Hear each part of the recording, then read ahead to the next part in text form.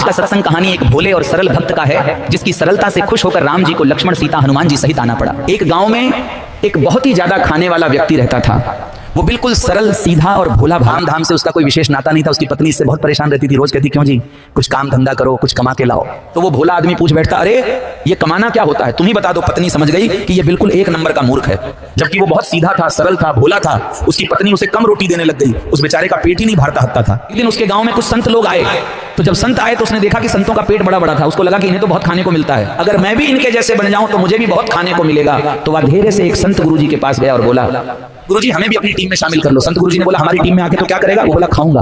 आप लोग अच्छा अच्छा खाते हैं, हम भी खाएंगे। गुरुजी जोर जोर से हंसने लगे और बोले, तुम्हें खाना मिलेगा लेकिन तुम्हें भजन गाने पड़ेंगे। उसने पूछा, भजन क्या होते हैं? गुरुजी ने कहा, राम राम सीताराम का जाप करो। अब वो सीताराम सीताराम बोलने लगा और संतों के संग चला गया। जहां संत जाते वो भी संतों के साथ में जाता।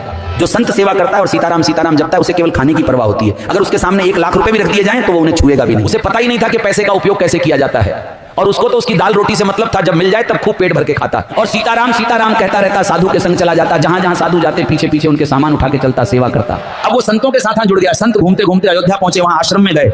आश्रम में रोज 2 टाइम बहुत अच्छा भोजन बनता था।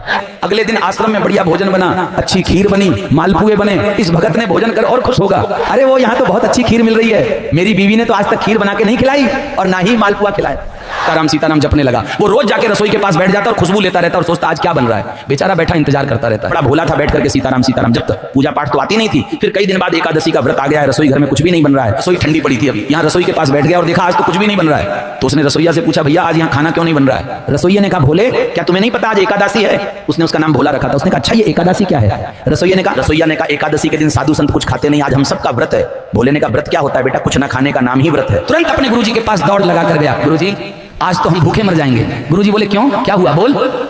आज कोई एकादशी नाम की बहन आई हुई है, वो कह रही है कि कोई आज भोजन नहीं खाएगा।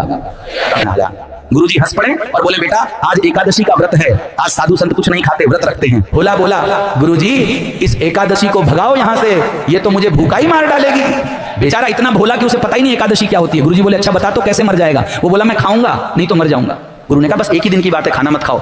उसने कहा, अगर मैंने एक एकादशी छोड़ दी तो मैं अगली एकादशी नहीं देख पाऊंगा, हमारे खाने का इंतजाम करो गुरुजी। गुरुजी बोले, अच्छा देख, आश्रम का नियम है कि यहाँ कुछ बनता नहीं एकादशी के दिन। तेरी इच्छा है खाने की, तू एक काम कर, रसोई घर में जा, आटा दाल आलू जो चाहिए ले लें और वहां नदी के किनारे बना के खा लेना, पर याद रखना भगवान को भोग लगाना, उसके बाद ही कुछ खाना।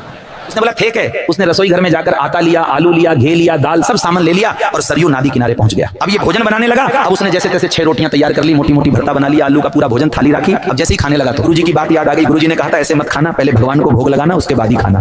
तो अब ये भगवान को बुलाने लगा, हाथ जोड़कर, भगवान आओ। गुरुजी ने कहा कि भगवान को खिलाना, उसके बाद ही खुद खाना। अब बेचारा भोला भाला